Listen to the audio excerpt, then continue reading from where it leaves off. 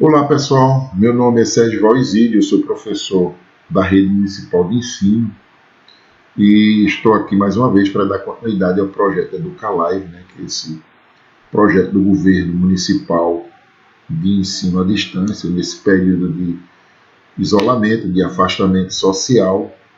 Lembrando para todo mundo que a pandemia ainda não acabou, não passou, a gente tem uma discussão muito séria aí sobre as reaberturas, eu diria assim, a reabertura do comércio de uma maneira geral, o cuidado que se tem que ter, a utilização das máscaras, que é uma determinação das autoridades sanitárias, para que a gente tenha mais cuidado, para que a gente tenha melhor condição. Lembrar vocês, só devem sair de casa se houver extrema necessidade.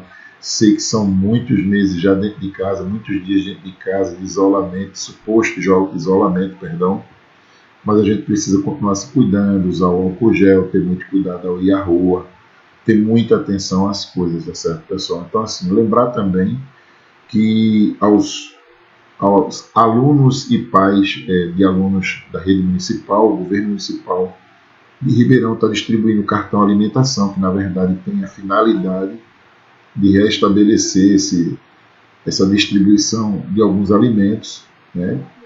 A comunidade estudantil, então aqueles que estudam na escola Sônia Lustosa, eu gostaria de pedir para que os pais se encaminhassem até a escola para receberem o cartão alimentação. Lembrar que foi também um pedido de mandar um grande abraço para minha amiga Elda, minha coordenadora. Lembrar também lembrar também, perdão, de mandar um abraço para minha amiga Rosa, que está lá distribuindo esses cartões, minha amiga Mônica, minha coordenadora Mônica, minha diretora Aide, minha vice-diretora Jucineide, mandar um grande abraço para o pessoal da secretaria que trabalha conosco, lembrar que ainda a gente está indo nesse período de afastamento e que eles estão realizando essa distribuição de cartões ainda na escola. Então, a todos vocês que têm filho matriculado na escola Sônia Lustosa, lembrem de apanhar o cartão alimentação. Um grande abraço. Hoje a gente vai falar um pouquinho a respeito dessas ondas, do som, velocidade da luz, como a coisa acontece para o pessoal do nono ano. A gente está vendo aí essas informações que, na verdade, são extremamente importantes, porque a gente sabe que o som se propaga no espaço, no vácuo, eu diria assim, a luz. A velocidade da luz é uma coisa fabulosa. Então a gente precisa lembrar e vai falar um pouquinho, principalmente para o pessoal de ciências do nono ano, tá bom? O que a gente entende por ondas? Qual a definição mais adequada? A gente imagina uma situação onde um menino que segura a extremidade de uma corda bem esticada, ela tem equilíbrio quando você balança essa mão desse menino, a gente percebe que o ponto que segura e até o outro ponto da outra extremidade, há um movimento que quebra esse equilíbrio, eu diria assim, gerando um efeito que a gente chama de efeito em cadeia, e todos os pontos da corda acabam sentindo essa propagação, essa distribuição, eu diria assim, dessa onda. Esse é um dos inúmeros exemplos que a gente pode dar para justificar, para mostrar como funciona a ideia de onda, de forma bem genérica, que é uma oscilação, a gente podia dizer assim, definir que é uma oscilação, uma alternância, eu diria assim, uma mudança ou uma perturbação que vai se divulgar, se propagar no espaço, carregando uma espécie de energia, aquela energia que provocou essa mudança, quando a gente pega na ponta da corda, que balança, mas sem transportar propriamente dita matéria, só a onda, só o sentimento, a visualização disso. Então a gente percebe que em cada ponto da corda, esse movimento que acontece de maneira vertical possui uma energia de deslocamento na função horizontal. Essa função assim, vertical, assim, função horizontal, onde essa onda vai se propagar. Ao retomar o estado de equilíbrio, a gente percebe que essas ondas, elas funcionam e estão no mesmo lugar. Se amarrarmos um laço em uma ponta da corda, esse laço estará no mesmo ponto do outro lado final. Então, assim, na hora que a gente executa o movimento de transferir essa energia, velocidade ou essa intensidade no movimento, isso acaba sendo sentido, e a gente começa a visualizar a ideia de onda, mas a gente não transfere a matéria e há um deslocamento, como a gente imaginou aí nessa figura. A gente lembra das ondas mecânicas, né, de uma forma geral, acontece uma perturbação, eu diria assim, que vai se propagar com um valor de velocidade que a gente pode chamar de velocidade de propagação. E essa velocidade de propagação a gente atribui o termo V para identificar essa velocidade. E aí a gente está vendo na gravura ou no desenho propriamente dito como a coisa acontece.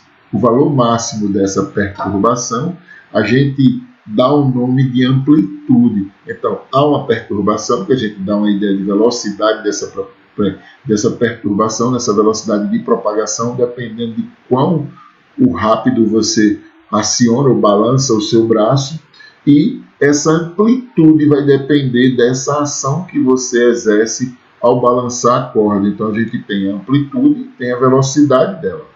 Quando essa propagação se dá através de um meio material, de um sólido, de um líquido ou de um gás, a gente chama essas ondas de ondas mecânicas, né? Que a gente tem como exemplo dessas ondas mecânicas as ondas em corda, ondas geradas normalmente em água, o próprio som, né? Que eu poderia dizer que acontece, que se propaga no ar através dessa vibração das moléculas, e aí a gente vai tendo uma ideia de outros materiais que executam, que dependem dessa movimentação, dessas partículas que compõem o meio que a gente vive. Então a gente pode dizer que essa onda não se propaga no vácuo. Por isso o som não se propaga no vácuo. Perdão, eu tenho até comentado isso, o som não se propaga no vácuo. Não existem partículas para vibrar e propagar essa energia propriamente dita. Então as ondas mecânicas que se propagam, né, mais rapidamente em sólido do que em líquido, e em líquido do que em gases. Isso ocorre porque essa propagação do meio mecânico depende muito fortemente dessa ligação entre as partículas que compõem o meio, onde se encontra aquela matéria, e essas ligações como são feitas de maneira forte em sólidos. E aí a gente tem, por exemplo, a ideia de som, a velocidade, que é a onda sonora, do ar é 300 metros por segundo, numa temperatura de 20 graus Celsius. Ou a velocidade da onda sonora na água é de 1.500 metros por segundo, em uma temperatura de 20 graus Celsius. Ou ainda a velocidade sonora no aço, eu diria assim, que se propaga em uma velocidade média de 5.000 metros por segundo. Então é muita coisa, é muito rápido. A gente quando está... Eu faço muito essa relação quando eu estou na sala de aula, quando a gente está escutando em uma época de chuva, né, o relâmpago e o trovão. Quem sai primeiro e quem chega primeiro. Então a gente tem uma ideia de que quem sai primeiro, na verdade, é o som. Na verdade, o som é emitido normalmente inicialmente, mas quem chega primeiro é a luz, porque ela tem uma velocidade maior. Ondas eletromagnéticas, que também não mais existe na natureza um fenômeno sensacional.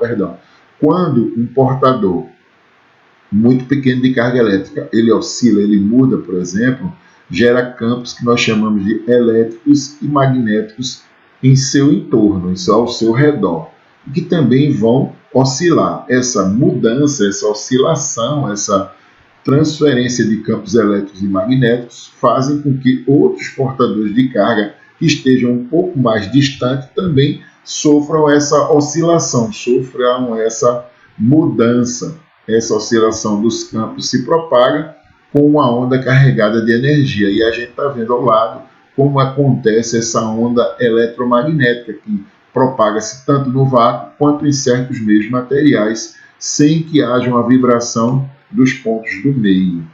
Essa propagação pode ocorrer em meios materiais, mas também pode acontecer no vácuo, pois quem oscila não são os átomos, partículas, mas sim características do espaço ao redor dessa carga que já existe ali. Essas ondas, eu diria assim, chamadas de ondas eletromagnéticas, elas definem bem essa história de transferência, o transporte dessa oscilação, dessa carga de energia. Lembrando que o átomo é a menor partícula existente sobre determinada matéria, que a gente conhece. Já se fala aí muito no nanômetro, dizendo que eles são menores do que os átomos e assim, enfim. Normalmente existem mais descobertas, mas a gente tem uma relação para definição, para efeito de definição, que o átomo seria, de fato, a menor parte da matéria.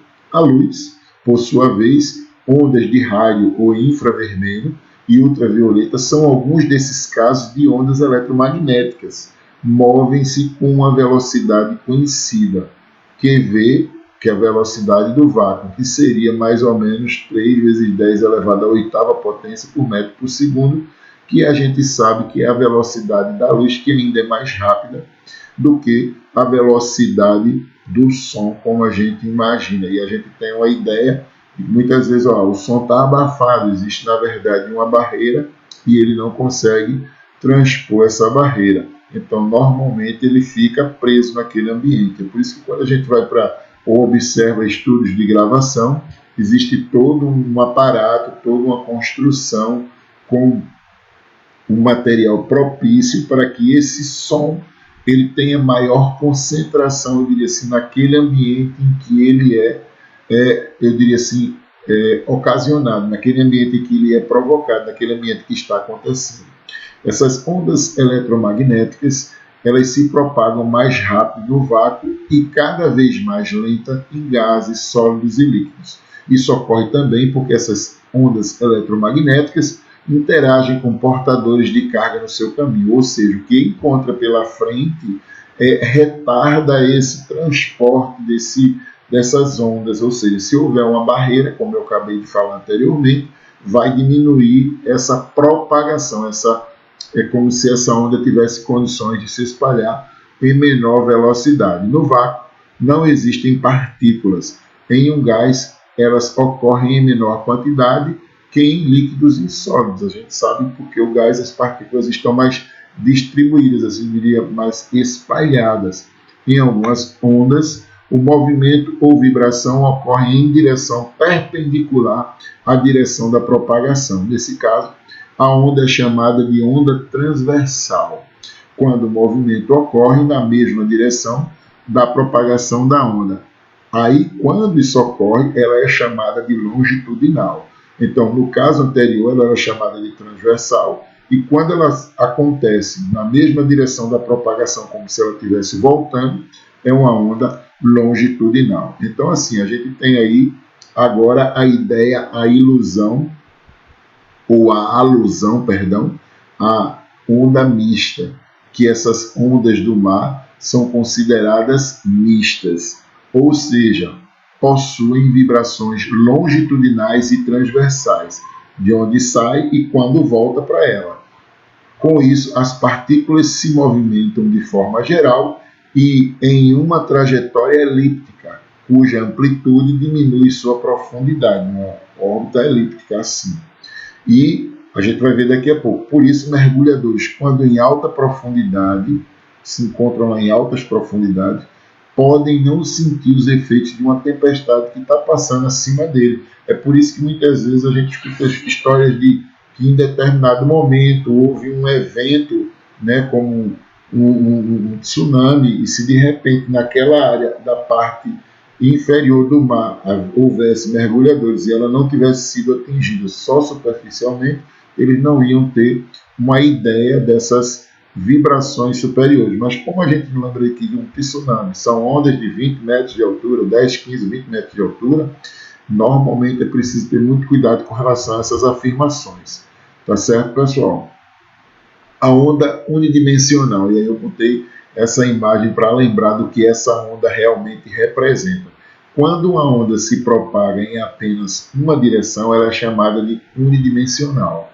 E aí a gente lembra desse caso, dessa brincadeira que a gente faz com um barbante, com um copinho. Acho que muitos de vocês que são mais jovens não fazem mais isso, mas na minha época, já faz um tempo, a gente conseguia fazer isso para se comunicar, um escondia do outro, falava no copo, enquanto que um falava, o outro calava, e a gente colocava no vídeo. Então essas vibrações dava a entender que elas eram transportadas por esse fio e que do outro lado, no copinho que está furado, o camarada colocava no vídeo, ele escutava bem o que se estava pronunciando da parte mais longe da outra ponta da horizontal da corda, né, desse fiozinho, porque a gente fazia com que esticasse e realmente ficava bem nítido. Era muito interessante essa brincadeira, que na verdade é uma aula de física onde a gente fala de ondas unidimensionais, que se propaga essa coisa nesse cordãozinho esticado aí. Onda bidimensional, a gente vai ver agora, são as ondas na superfície de um lago, por exemplo, que se propagam dentro da água, ou seja, em duas dimensões, sendo denominadas de bidimensionais. Já o som no ar e em ondas eletromagnéticas no espaço livre propagam-se em forma em todas as direções, sendo chamados de ondas tridimensionais. Pensemos em um caso específico, como no caso do nosso menino, da situação inicial, né?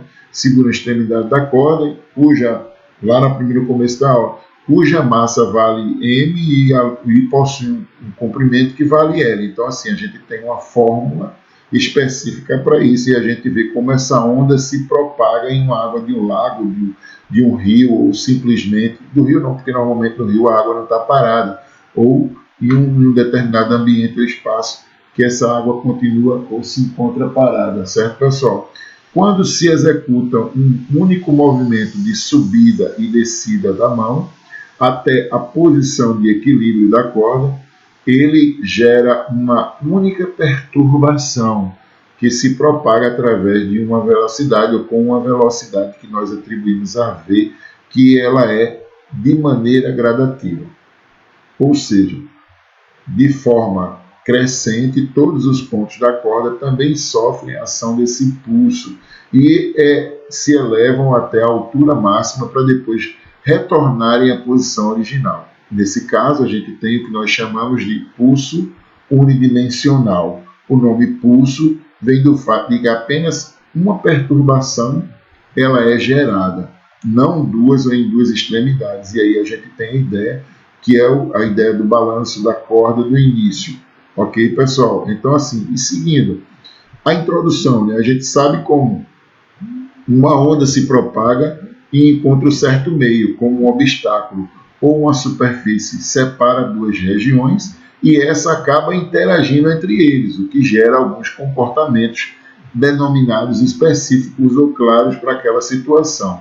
Essas são chamadas de fenômenos ondulatórios, que é um tema de física importante para algumas atividades, como a prova do Enem, que vocês vão ver no futuro. E a gente vai falar sobre eles normalmente para que se entenda, né? O que a gente tem aí, duas definições geométricas de ondas, a frente de ondas e o raio de onda, que são situações parecidas, mas não são iguais. E a gente tem os raios e as frentes de onda. Observem as setas e essa gravura que sai do eixo ou do centro do início de tudo, a expansão dessas ondas e esse raio como ele é distribuído pela metade da condição dessa vibração e essas frentes de ondas. Então chamamos de frente de onda um conjunto de pontos que acaba separando a região já atingida por outra que ainda não foi atingida. Esse raio de onda é uma linha